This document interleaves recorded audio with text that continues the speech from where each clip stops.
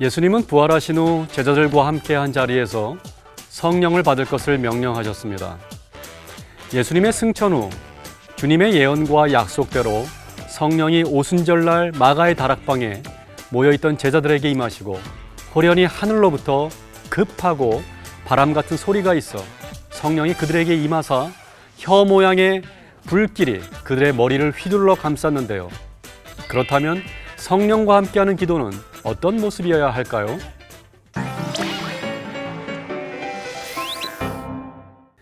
하버드대 신학과 교수인 하비 콕스는 성령운동이 성공적으로 성장한 이유는 교리나 예전의 무미건조함이나 공허함을 넘어서서 인간 본연의 종교적 심성을 자극했기 때문이라고 말했습니다.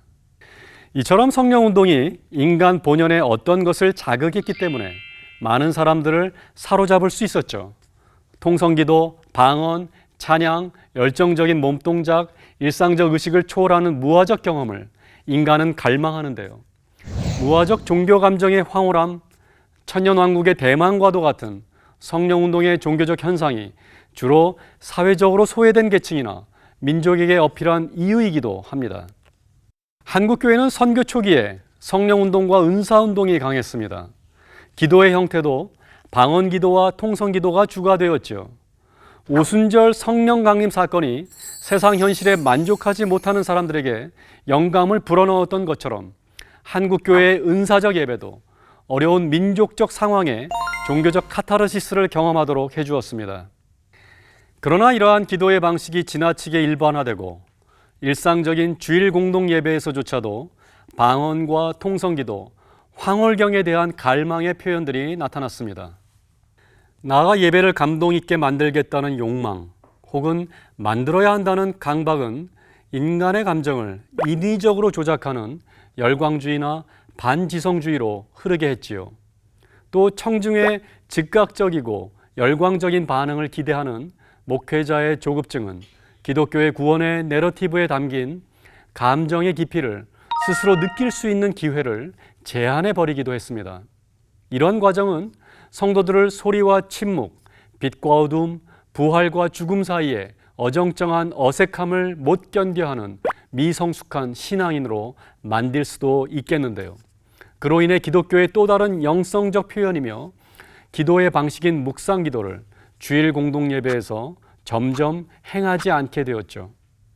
이 묵상의 시간은 인간의 죄와 어두움을 드러내고 값없이 주시는 하나님의 은혜의 선물을 깊이 경험하도록 도와주는데요.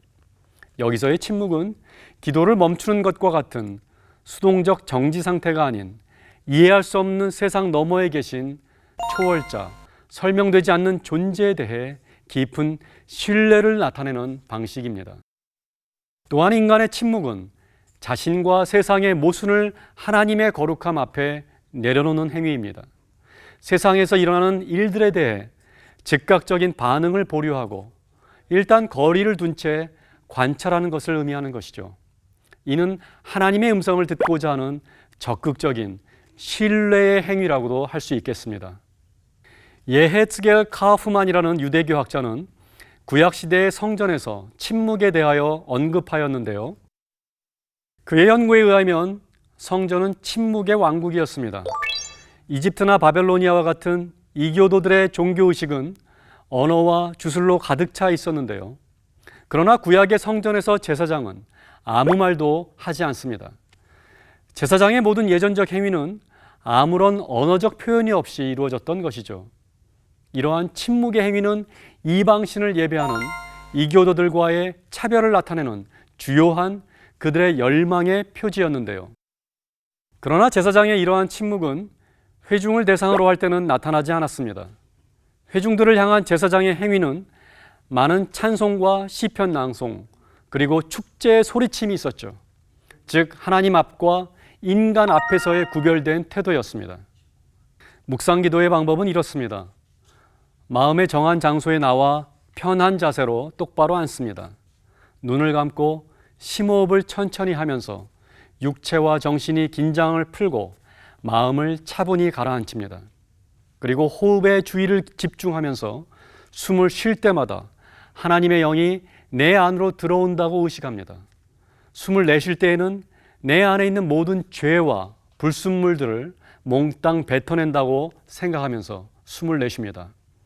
이런 훈련 가운데 우리는 조용히 성령의 임재를 경험할 수 있습니다.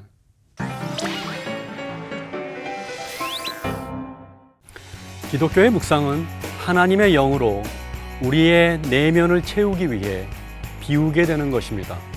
하나님과 다른 사람들, 그리고 세상과 더불어 연합하기 위해 우리를 둘러싼 모든 혼란으로부터 자신을 분리시키죠.